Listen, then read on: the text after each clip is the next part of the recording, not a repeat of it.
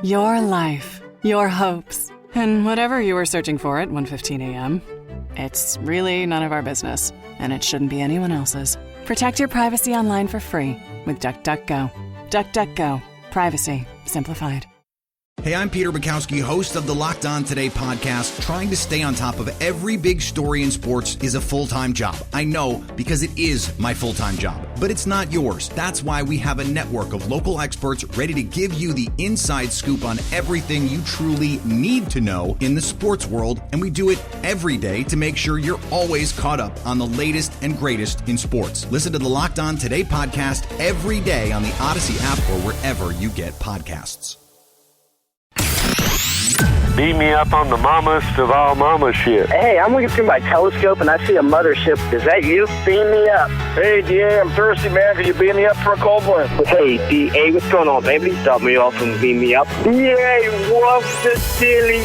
Oh, permission to get in that mothership. Is my window seat still available? Beam me up. What's going on, DA? Hey, man, I need you to do me a huge favor. My coworker's a jerk, so just beam me up, man. Get beamed up.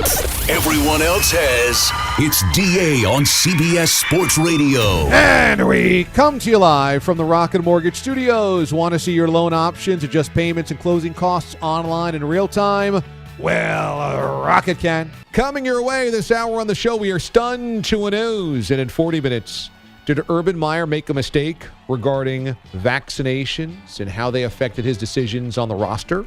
Next hour on the show, the Sounds of Saturday continues with the voice of the Clemson Tigers, Don Munson, and Levon Kirkland, one of the meanest, baddest linebackers of the 90s, NFL All-Decade team of the 1990s, is going to join us coming up next hour as well. So a great final 2 hours here on the show. And the news that broke late yesterday, right after us, really not late yesterday, but right after we signed off of the air, was that Cam Newton was released by the Patriots. Mac Jones would be the starting quarterback for the Patriots. My thoughts on it are as follows. I wasn't surprised that Mac Jones was named the starter. That certainly felt like it was a real possibility. By all accounts, in New England, and having watched him as part of the 3 preseason games, my takeaway was Mac Jones looked comfortable. And I've always felt like that was the first part of succeeding as a rookie or young quarterback, just looking comfortable.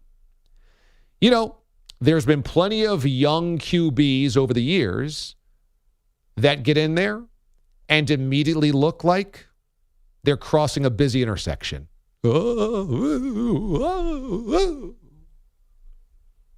Cab blows by, delivery boy rolls by, siren starts.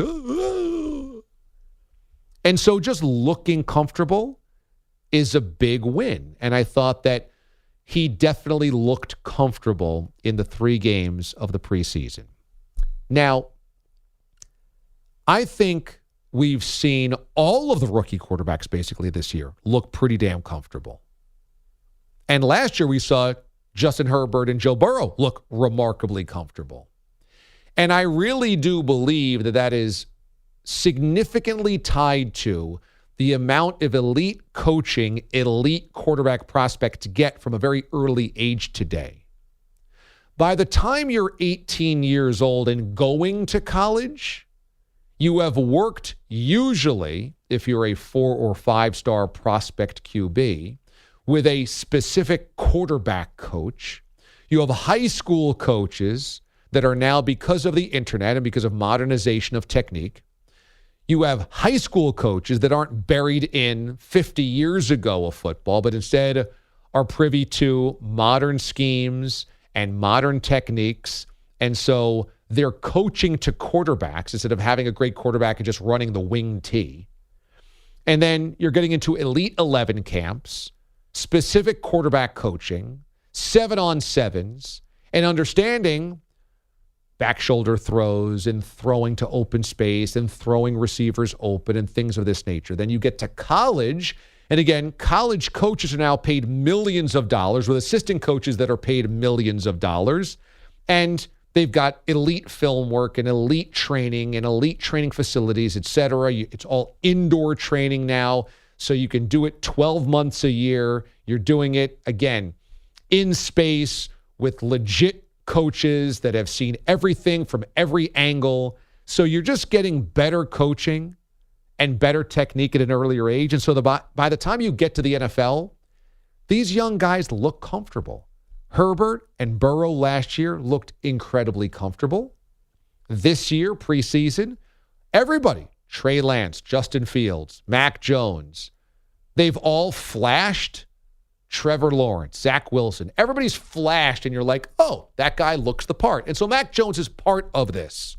He looked the part. I don't think he got to go crazy over his highlights. He had a couple of good throws. He moved the chains. He got the ball into the end zone, and that's good. There was like 2 throws that I said that's a really good throw. There was a throw against the Giants that was a touchdown on a nice little slant pattern that he hit, receiver in stride, right at the goal line, boom. It's about a 20-yard throw in the air, and that's just a good-looking throw. But again, every starting NFL quarterback needs to make that throw. It's just impressive that he's a rookie and can make that throw in the preseason. But none of these guys made a multitude of throws that I said, boy, nobody can make that throw. You have to make those throws. So I'm not on board with this overreaction of how great Mac Jones looks or how great all of these rookies look. Look, they look serviceable and good, but you have to look serviceable and good if you're going to be a starting quarterback with any success in the NFL. Mac Jones took what the defense gave him, which is effective. But let's not make it out to be that suddenly the Patriots can run the offense that Tom Brady ran. I hate when I hear that. No! Tom Brady's the greatest ever to do it. You're not running the same offense. Don't say that. Don't say that. It's not the same. I can see why the Patriots went with Mac as their starting quarterback. They felt comfortable. And Cam Newton was out for those 5 days because of the COVID stuff. Just last week, they got to see what a reality is of no Cam and just Mac, and they said, he looks fine. He looks fine. He's putting in the work. He's grounded. He's making throws. You know what? We'll be fine. And I applaud Bill Belichick because he does not subscribe to what if this doesn't work. He does not subscribe to what will they say. He only subscribes to I'm making the decision. I am absolutely confident that it'll work. And thus, every other decision becomes easier. It's a very hard thing in life to be so confident in that every decision begins with, I know this will work, so. Because if you come at it from that, everything else becomes really easy. So many of us make so many stipulations. Well, what if this doesn't work out? So let's make sure we have a backup plan here. And in some cases, that's a really smart thing to do because oftentimes things don't work out. But it does clarify your life if you just start from this first decision will work, and so every subsequent decision comes out of that, is an offshoot of that. And what Bill said here is Mac Jones will work as a starter, so thus we don't need Cam Newton. Cam Newton is washed up, and I resented and resisted and barked back at everybody that told me Cam's going to be so much better this year. Cam's season was put sideways because of COVID last year. Cam Newton, he's got a full off season, a real off season. They gave him better weapons. They signed Hunter Henry, Jonnu Smith, blah, blah, blah. No. No, no, no, no, no. And here's the reality. Last offseason, 2 off seasons ago now, the Panthers said, Cam Newton's not good. He's washed up. And they moved on. And nobody in the NFL besides the Patriots seemed to have much interest. Nobody. Because if they did, Cam probably would have signed somewhere besides New England for more than 1 year on short-term money. Right? But he chose a 1-year deal with the Patriots as a prove-it deal. And Cam, being the businessman that he is, I'm sure considered, hey, if I'm going to succeed anywhere on 1 year, it's going to be in New England. Bill will set me up with a good situation. The Patriots get a lot of attention. So if I play my cards right, I'll parlay this into a better deal somewhere else. So he got the full year to start, and he stunk. He was good for the first 2 weeks and then stunk after that. Stunk. Mechanics were terrible. Arm was terrible. Accuracy was terrible. Everything was terrible. For 14 weeks, Cam was basically terrible. You know how I know that? Not through my own bias, because this offseason, he still didn't have another job. This offseason, after assuming I'll parlay this New England thing into a longer-term deal, the only offer out there was the Patriots come back at another one-year deal. So 2 off seasons came and went. Cam had almost no options. And then a rookie quarterback beat him out.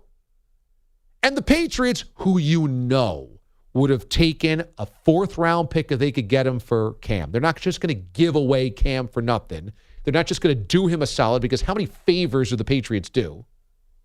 If they could get anything for Cam, they would have taken him. But nobody wants Cam. They couldn't even trade him. The evidence is not that somehow the Patriots were ruthless, cold, unemotional. They did him dirty. No, the evidence is that Cam Newton has no value to the NFL right now. And this is where I always talk about fact versus fiction. This happens in sports all the time. I deal with it on a daily basis. It is what the Tim Tebow thing made my head spin. Fact versus fiction. Fans deal in fiction a lot. And the fiction is, well, this guy's used to be good, so he's still got to be good. Or I think that he's really good because I remember him in college being really good. Or he was in a Super Bowl a couple of years ago, and he's Cam Newton. I mean, he's Cam Newton. So Cam Newton's got to be pretty good because he's Cam Newton. And the fact is, the evidence suggests otherwise. All evidence points to Cam Newton stinks now. It's why nobody's giving him a job, and it's why the Patriots would rather not have him as a backup. Now, look, part of that is that Cam Newton's celebrity works against him here. They're going to be willing to bring back Brian Hoyer to be a backup quarterback because Brian Hoyer doesn't bring any Cam Newton with him, meaning nobody's barking if Mac Jones is a 2-interception day. Hey, you know what? Maybe we should start Brian Hoyer. If Mac Jones doesn't have mobility in the red zone, nobody says, why don't we work in a package for Brian Hoyer? So Cam's celebrity and success works against him here, and that's why I'm sure the Patriots also parted ways with him. But Cam doesn't have value out there. Cam has name recognition and a resume. Cam doesn't have value, though, to NFL GMs who are all trying to save their own ass. There's 32 GMs trying to stay employed. If Cam Newton had value, he'd be on a team today. Now, could he go to Texas, go to Houston and be with the Texans and be better than Tyrod Taylor? Maybe. But if you just took away the Cam Newton's Cam Newton thing, is he better than Tyrod Taylor? I mean, Tyrod Taylor loses his job last year because he had a punctured lung from a doctor. Not because he played poorly. No, he only had one game. But Tyrod, is Cam Newton better than Tyrod Taylor? I honestly think if you looked at film over the last 3 years, you might say, no, not really. Not really. Cam Newton's Cam Newton, but is he a better football player than Tyrod Taylor today? People say, well, he could go to Washington. Ron Rivera, his former coach. Cam Newton, I got news for you, ain't better than Ryan Fitzpatrick. He's not a better quarterback. Fitzpatrick won games last year with his arm. Cam didn't. Cam couldn't throw a forward pass without it looking like a shot put last year. People say, well, he didn't have targets. The Patriots didn't give him targets. Offensive line wasn't good. Come on. Come on. Get off it. Cam Newton isn't a good football player anymore. At one point, he was really good. At one point, he was absolutely the NFL MVP. and a Super Bowl-worthy quarterback. And Cam Newton in his prime did amazing, amazing things. But let's get off it. That's not it anymore. He ain't that anymore. And that's why he has no job today. So could he be the Texans starter? I mean, I guess. My guess, though, is that the Texans would say, we'd probably rather have a guy that's been in the system the entire offseason. Tie goes to the guy that's been here, which is Taylor. In Washington, they're not choosing Cam Newton over Ryan Fitzpatrick. It's not going to happen. And Dallas is a backup? Okay. Dallas is a backup. But then that brings us to the next reality. Cam Newton's career as a starting quarterback is over. It's over. Tomorrow, could the Houston Texans sign him and week 1 install him as a starting quarterback? Sure. But what is that? That is a franchise in dire quarterback situations because the one that they have under contract refuses to play for them. The Texans are basically trying to tank, knowing that this is a situation that cannot be fixed. But a real team looking to win real football games with a real option, Cam Newton's over. This is not to bury him out of any type of spite or glee. Again, Cam Newton was a great player when he was great. But this is where fact versus fiction comes in. People assume because it's Cam Newton, he'll have another job.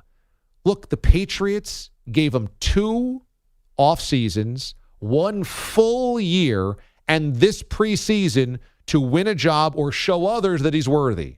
He didn't do it. He's toast. 855-212-4CBS. On Twitter, DA on CBS. Steve tweets, boy, Mraz comparing PB&J whiskey to Fireball says it all. Give me a cigar and a higher class whiskey like Dixieland Dan. Ryan tweets, even though it's Wednesday, I'm trashing DA for your alcohol take. Daryl tweets, what's wrong with DA?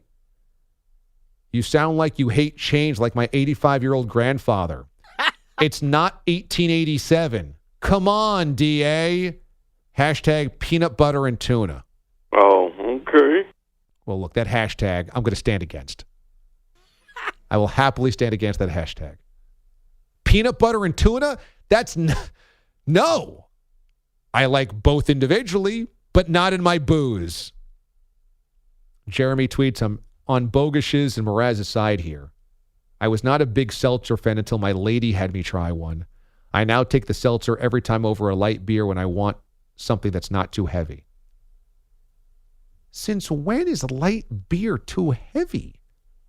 I mean, a can of Coors Light might as well be Aquafina. Well, that's not what he said. He said if he doesn't want something heavy, he just prefers the seltzer over the light beer.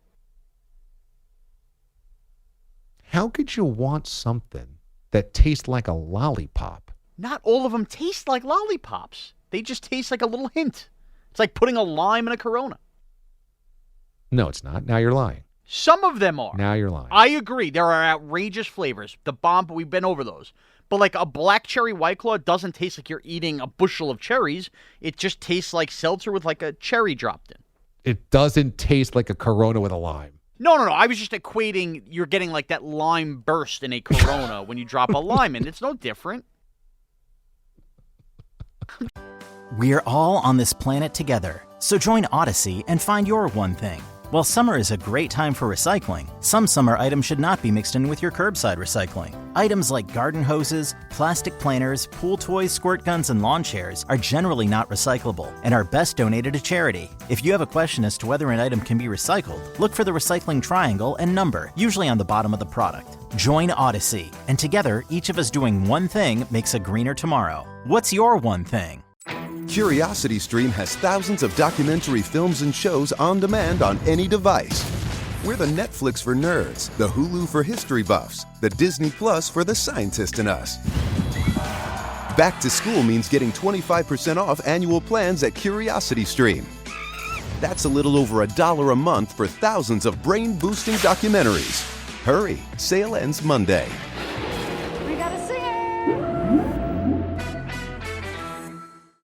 Odyssey now has hundreds of new exclusive music stations for you to discover your new summer soundtrack. Get moving with worthy workouts for a cardio sesh fueled by today's top artists. Hanging with your crew? Throw it back with Picnic Party for old school jams for your cookout. Or sail away with Odyssey's new yacht rock station, Jugger Yacht. For summer barbecues, road trips, or relaxing poolside. Hundreds of new exclusive stations, plus all your favorite local radio stations and podcasts. It's all on Odyssey. Brought to you by Macy's, Geico, and Coke Zero Sugar. Just saying.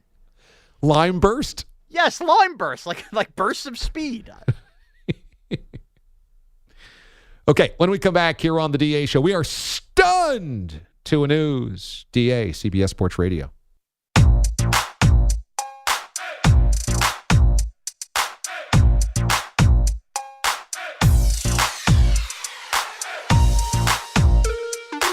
A no sweatpants at work zone. How many burritos can Mraz eat? 1 burrito. 2 burritos. 3 burritos. 4 burritos. 5 It's DA on CBS Sports Radio. 24 minutes past the hour. Listen to us across the great CBS Sports Radio network on hundreds of affiliates nationwide and north of the border. Also on SiriusXM Channel 206, and stream us on your phone for free. Use the free apps, the Odyssey app or the CBS Sports app. The Odyssey app, you can pause and rewind and play the show as well. The Defensive Player of the Week, sponsored by the Navy Federal Credit Union, who proudly serves the armed forces, DOD, veterans, and their families. Their members are on the mission. Their members are the mission. Learn more at NavyFederal.org. Blake Martinez intercepts Cam Newton at the end of the first quarter on Sunday in the preseason finale. Blake Martinez basically ends Cam Newton as a Patriot. The Pats go on to win 22-20. Okay, we've been talking about creative alcohols this morning on the show. These sugary, flavor-infused boozes that Mraz and Bogusch love. And I can't get on board. I'm just a straight beer guy. I do like cider. Do like ciders when they're from an actual cidery that grows their own, apples and makes their own ciders. And maybe that makes me foo-foo, but it's on a farm. I feel like it's not too foo-foo. And, I'm just always going to be, at the end of the day, default light beer, bourbon. It's just always going to be who I am. And not that I haven't tried other stuff, but I can't get on board with all this nuanced, funky, new flavor, marketed to the masses type of stuff. At the block party on Long Island, which is just a party of all parties, which I love going to, that Mraz hosts and his whole block hosts. I used to be the bartender for the ice luge, the shots of the ice luge. And I love doing it. I love serving people. I love hosting. I love making people have a good time. I love that. But boy, some of the combinations that people wanted on that ice luge, it was like, are we even drinking alcohol anymore? Or is this just like a ring pop? You just want a Jolly Rancher that actually helps you get drunk? That's it. Well, it tastes so good coming off of that ice bobsled, basically. So Mraz and Bogusch, they love this stuff. Bomb Pop flavored seltzer, ruby red raspberry seltzer, twisted mango teas. They like this peanut butter whiskey stuff. They like goober grape vodka. They love all this type of stuff. I mean, the only thing there that you listed that me and Bogusch actually like is the peanut butter whiskey. We like seltzers, but not the crazy ones. No, you said Bogusch likes the Bomb Pop seltzer. He bought the Bomb Pop one. He likes it. Okay, I don't. Okay, so let's separate Bogusch and me. But now what? We're ruining Bud Light now, too? Is this what's happening? Bud Light's seltzer brand. So okay, Bud Light is Bud competing. Light seltzer. Yeah. They have, the same traditional flavors the other seltzer companies have. Your black cherry, lime, raspberry, and now they are running out of fall flavors. Okay. This is absolutely horrifying. This is just really horrifying. Puffiness with sodium. You have sent me these flavors that Bud Light Seltzer is trying this fall. Yep. Apple Crisp. All of the flavor of apple pie with all of the refreshment of seltzer. Nope. I don't want that. Apple pie seltzer? That is where I will join forces with you and say we've gone too far. Maple pear seltzer. I don't think I want maple anything in a seltzer. That feels like a heavy dip, not a light, refreshing dip. Maple pear. Pumpkin spice. Notes of pumpkin, cinnamon, nutmeg, and vanilla. You know, this is what happens at Starbucks. People go in there, they can't just order a coffee. They've got to have a pumpkin latte, cinnamon, nutmeg, vanilla, chai with whipped cream. And you're like, it's not coffee, that's just dessert. All you're doing to start your day is just drinking dessert. I will, though, give this specific one a try only if for the other any other reason than I love pumpkin beers. So I am anxious to see if they can kind of perfect that in seltzer form. But my favorite pumpkin beers, the only ones I like are the ones that have only a hint of pumpkin but taste like beer. You know, beer with like a cinnamon taste to it. I don't even like the cinnamon rim around the beer. That's too much for me. Like a Shipyard pumpkin delicious is a solid pumpkin. A UFO pumpkin, very good. I just know the pumpkin beers that I like just taste like beer with little pumpkin in them. I don't like the ones that taste like I'm drinking like a pumpkin soda. Some people really like the sweet, sweet pumpkin part. I don't need that. So I agree with you because I think me and you are actually in lockstep on pumpkin beer taste. I really do believe that. A Southern Tier pumpkin very good. Is a beer with just a shade of pumpkin in there. It's not a pumpkin soda. Matter of fact, on pumpkin beers, I needed a wheelbarrow to carry me out of your house last fall. That's so for sure. I am in lockstep with you on the pumpkins. But I just think I'm anxious to see, can you make that in a seltzer form where it's not overwhelmingly sweet? It may be terrible, but I would at least try that one. But we got to add nutmeg and vanilla to the pumpkin flavor on the seltzer? I bet you there's nutmeg and vanilla in a lot of those beers. And finally, the worst of the worst. This is how you know the alcohol industry is stretching. Bud Light seltzer flavored toasted marshmallow with a hint of chocolate flavor. They're basically putting s'mores in a can. And how could you be a self-respecting adult and buy that and drink that? How could that be? How could it happen? It can't happen. It cannot happen. That is disgusting. That is awful. S'mores seltzer! Because even if you've done one of these dessert beers at a local brewery, they are like 11.5% alcohol. So that's the appeal, right? You have one and you get up from your stool and you're like, whoa, this isn't going to be that. So you're just drinking chocolate milk or I don't know, something like that with light on the alcohol. It's gross. Upside Down Mike tweets, DA, I'm with you. Give me a Bud Light, a shot of JMO, color me happy. To me, White Claws are a last resort, last thing in the fridge, don't stop the party drink. Upside Down Mike, we're on the same page here. He only drinks Bud Light. Only. Keep it simple. You could vary a little bit. Keep it simple. Tim tweets, I'm with you, DA. I deliver this junk all the time. I just want a good old-fashioned Coors or an 18-year-old single malt scotch. And you're good to go. Toasted marshmallow seltzer? What is going on here? Why can't the two worlds coexist? Why does it have to be an either or? Frank tweets, DA, your judgment machine is hitting on all cylinders this morning. That's right. If you are a grown adult, look, if you're a 19-year-old sorority girl and you don't like the taste of booze and so you need s'mores in a can at the fraternity sorority mixer, fine. I'm not here to judge you. If you are a self-respecting adult that has drank alcohol in the past and you're getting toasted marshmallow-flavored Bud Light seltzer to get you buzzed, I mean, you're a child. Well, what is that? Yeah, I'm going to judge. Yes, that is absolutely worthy of judgment. How could it not be? Toasted marshmallow, hints of chocolate in my alcohol? No. I tried Reese's peanut butter cup seltzers last year, and they were not good. I still have one sitting in my fridge. Come on. That's a thing? I have one left sitting in my fridge. You could try it. I'll bring it in for you. It's gross. And we wonder why America's fat. We're drinking... That hurt. Peanut butter Oreos. Is that right? Peanut butter Oreo seltzers? No, Reese's peanut butter cup.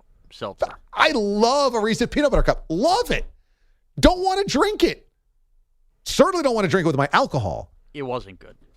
Here's the thing. Beer tastes really good. Bourbon, whiskey, good tequila tastes really good. That's hair on your chest, burns as it goes down, really good. Or if it's really smooth, even better. If you don't like the taste of alcohol, don't drink it.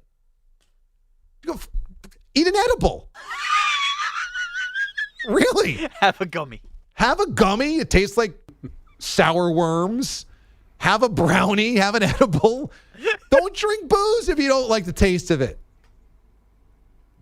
Don't make it taste like a s'more just to get it down and get buzzed. Andrew Bogusch has our headlines this morning. Bogusch, have you heard about these fall flavor Bud Light seltzers? Yeah, and I don't want to drink any of them. Good. I mean, maybe I would try the apple one because I do love apple pie flavored things. Apple but crisp. all the other ones are ridiculous. So you would drink apple crisp seltzer? I would try it, and I would probably maybe muscle my way through one, and then that would be it. Because that's the other part of this. These are not the drinks of choice, and I am proudly holding up my Great South Bay Spiked Rocket Pop in my hand. But guess what? I bought a 4-pack of these on the 4th of July, and I drank one, and the other 3 are still sitting in my garage. All right, So there's a huge difference here between saying this is the only thing you should drink and having one on a special patriotic occasion because it's a red, white, and blue seltzer. Well, that tells me all I need to know, that you bought a 4-pack 2 months ago and it got through one on that day and still haven't drank another one.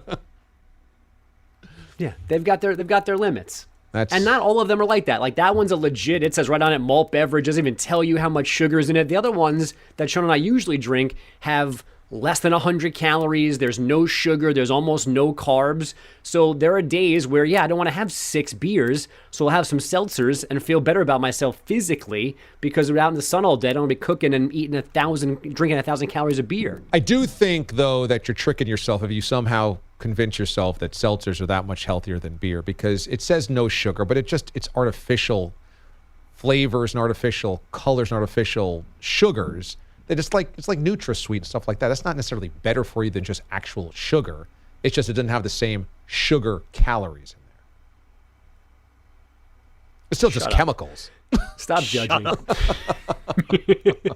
All right, what do we got in headlines? It was cut down days, we all know, in the NFL yesterday. Roster's now at 53 players. One way to get there was putting players on the PUP list. That's where Saints wideout Michael Thomas, Patriots corner Stephon Gilmore, and Packers tackle David Bakhtiari now are. That means they'll miss the first 6 weeks of the season. The Cowboys cut Gary Gilbert and Ben DiNucci, so Cooper Rush will back up Dak Prescott. And the Lions cut Zane Gonzalez and Randy Bullock, leaving them without a kicker for the moment. Bill Belichick just said Cam Newton's vaccination status had nothing to do with yesterday's release. And not that we didn't know this, but Eagles head coach Nick Sirianni says Jalen Hurts is QB1. He's done a great job. We wanted him to take advantage of the opportunity and take the reins with the advantage of the opportunity that he got. And we feel like the preseason that he had, he did that. So Joe Flacco and Gardner Minshew wait to pounce. Texas A&M reportedly giving Jimbo Fisher an extension and a raise heading into year 4. It recreates the 10-year agreement Fisher signed when he came to College Station and it raises his annual salary to $9 million, second only to Nick Saban. The soon-to-be Guardians are not making the playoffs, so they don't get mentioned here much these days unless something like this happens. Swung on. This one's hit pretty well toward the right. Oliveras on the run into the corner, reaches up, ball banks off the wall. Ricochets back toward right. He's down on the seat of his pants. Hitting third is Rosario. He is going to come home. He's got an inside the park home run standing. How about that? Tom Hamilton on Cleveland radio. Ahmed Rosario went 5 for 5 last night, including another over-the-wall homer with 5 RBI. No one before had gone 5 for 5 with 5 RBI and both kinds of homers since RBIs became an official stat in 1920. Cleveland is 10 games behind Chicago in the AL Central. The White Sox beat the Pirates last night 4-2, but Lucas Giolito left in the 5th with a strained hamstring after they put Lance Lynn on the IL earlier in the day with a bad knee. The Rays held off the Red Sox 8-5 for their 9th consecutive win. Boston also losing Xander Bogaerts to a COVID positive during the game. The Yankees losing in Anaheim 6-4. The Brewers won again in San Francisco 6-2. And the Dodgers got by the Braves 3-2. Novak Djokovic won his first round match at the U.S. Open last night. And in the WNBA, the Mercury clinched a playoff spot before beating the Sky 103-83. And now we're stunned. Woo-hoo!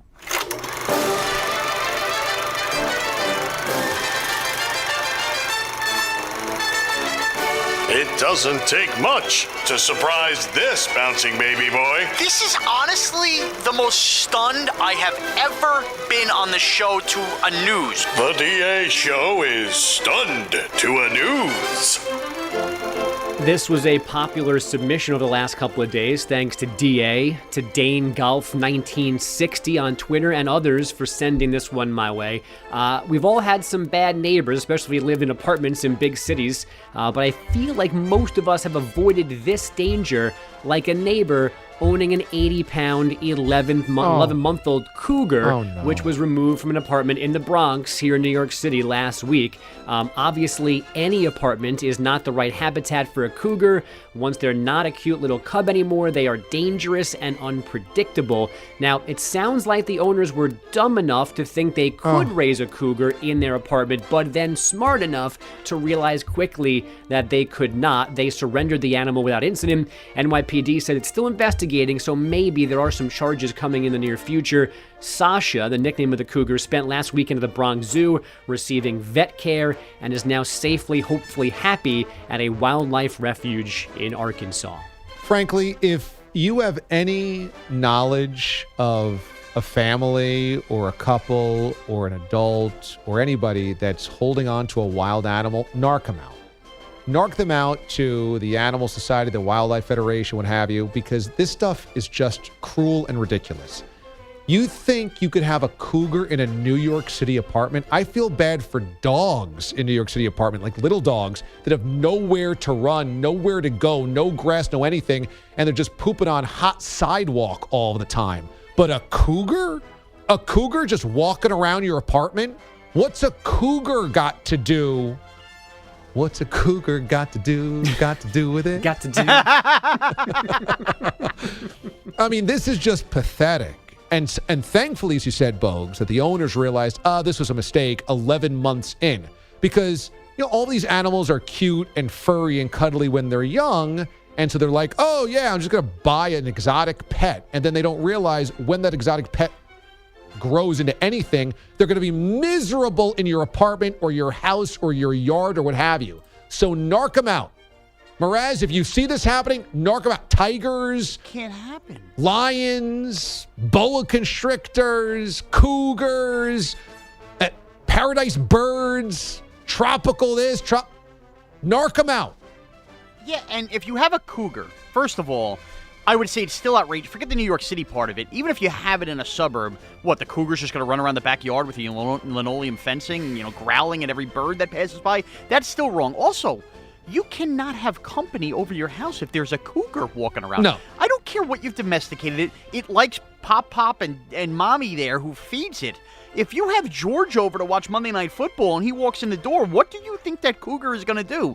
Do you think he's going to sit kindly, or do you think he's going to come up after it's a puppy or a cub or whatever and go nuts on you? You can't have company now. You can't have Thanksgiving with a cougar walking around. Why can't you just get a dog? Why do you got to be so difficult? Why do you need the cougar? Why do you need the boa constrictor? Why do you need the python? Why do you need the tiger? Why do you need that crazy bird? Just get a freaking cat or a dog and be done with it. And it's cool for what? The first 2 weeks when it's a very cute little cub, right? Those 2 weeks, oh, come over and meet the cougar. 2 years in, you're going, oh my goodness, how much cereal are we going through? Why do we need this cougar? It's not cool anymore. Every one of us buys something that's not a cougar that is like cool for the first 2 weeks, and then you realize you get very tired of it. Game systems are like this all the time. It's just, what are you doing, man? And now this is a commitment because it is a heart. It's beating. It's a real thing. Don't ruin its life because you're a jerk. Narc them out. If somebody in your neighborhood, if you get any wind of these types of people, narc them out. Take the animals away from these people. They're idiots. But, DA, let me ask this. What if we tell you that the family that owned the cougar was super happy to have the cougar, made them feel better, and the cougar was purring when they snuggled? Does that allow them to keep the cougar? Because last week you could keep having your boyfriend be a monkey in a zoo in Belgium because it made everybody happy. No. Take them away. Okay. No. Okay. Just making sure. Robert's in Oklahoma this morning. Robert, good morning. Morning, DA. Can I get a beam up? Yes, sir. Let's get him a zap, zap, zap here. You know you did, damn it. We got that, Billie Jean? DA. Okay, we'll get that for you. There we are. Thank you, sir. I'm on your side when it comes to the alcohol and seltzers. Hey, you mentioned something about America being fat. One of the biggest reasons that I think of, I don't know, you're going to get really mad when you go to the cereal/Pop-Tart aisle at your local grocery store. Just take about 30 seconds, and you'll get really mad because they're combining cereal and Pop-Tarts together, which is a really, really horrible combination. Yeah. Yeah. Stay away, America. That's all I got. Okay, thank you, Robert. We're just smashing all types of terrible foods into other foods because people just like to eat the terrible foods. When we come back here on the DA Show on a fine Wednesday morning, Urban Meyer admits that he did weigh whether his players were vaccinated into the roster decisions. And now he's got a battle on his hands for the NFLPA. Oops! We'll discuss. DA, CBS Sports Radio.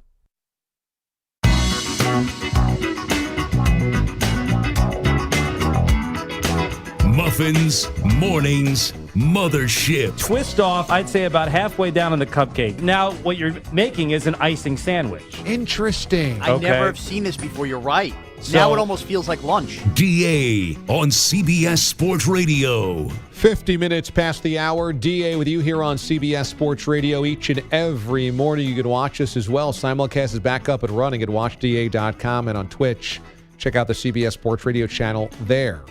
So Urban Meyer admitted that he used whether a player was vaccinated or not to make some of his decisions. Now, he admitted that he took it into consideration, did not say definitively that if they were vaxxed, we kept them. If they weren't, we didn't. But because Urban Meyer publicly admitted that he used it as part of the process, the NFLPA is all up in arms because according to the CBA, agreed to by the players and the owners, whether a player is vaccinated or not, cannot be used in deciding whether he plays, he doesn't, he's on the roster, he's not. And this is one of those things where you can obviously do it if you're a coach, if you're a GM, you can't admit it. Simple as that. It's a no-talkie situation. You just can't admit it.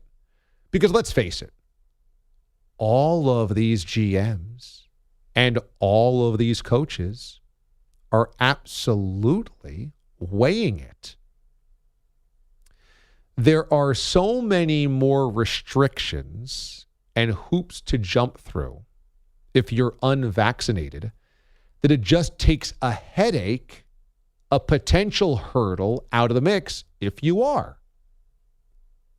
No matter what you think about the effectiveness of vaccinations, the decision to or to not do it, from an NFL job employment standpoint, there's a benefit to having it done because you then don't have to go through the hoops, jump through them, the hurdles, the regulations, the restrictions that come with being unvaccinated. for Cam Newton, had he been vaccinated, he would not have missed 5 days of the Patriots camp last week and thus might still be on this roster. Even if he was not good enough to be on the roster, at least he would have been with the team for those 5 days and been running some part of practice for 3 of those days. Fact is, he wasn't. And that's his decision, but it certainly put him at a competitive disadvantage. And look, this is just part of being employed. If my contract came up and my bosses had 1, 2, 3 other people that they thought could do pretty much the same job as me, or at least close, and I was the one that brought headaches, that every time a drop didn't fire, every time we were late back from break because of a computer glitch, every time the simulcast went down, I sent out a 5-alarm email conference call to every one of my bosses. Every time DA's upset again, we're going to have to walk through this on a conference call. Everybody's got to be on it. Send the emails, do this with the engineers, this, that, and the other thing. Do you think when my contract came up and they thought that they could have a pretty good replication of me, that they would make a change? That they would go, hey, you know what? You might not be worth the headache. The answer is of course. Of course.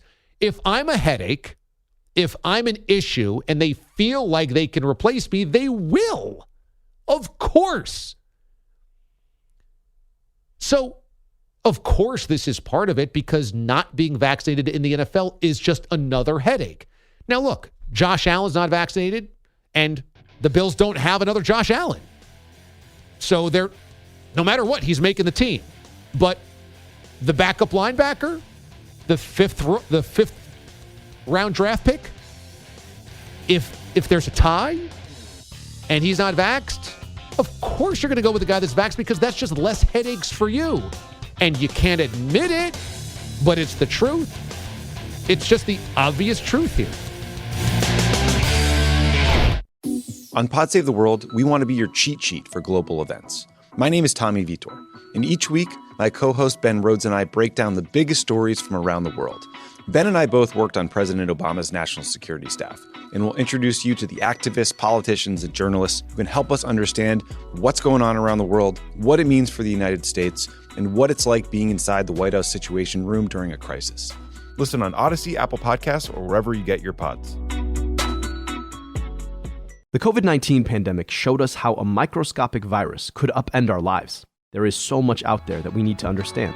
But for every threat, there are heroes working at the edges of science and policy to protect us. I'm Dr. Abdul El-Sayed, former Detroit Health Director and host of Crooked Media's America Dissected. Every episode, I talk to the doctors, scientists, culture makers, and policy leaders who are working out new ways to protect us against our biggest threats. New episodes of America Dissected every Tuesday. Listen on Odyssey, Apple Podcasts, or wherever you get your podcasts. Your life, your hopes, and whatever you were searching for at 1:15 a.m., it's really none of our business, and it shouldn't be anyone else's. Protect your privacy online for free with DuckDuckGo. DuckDuckGo. Privacy simplified.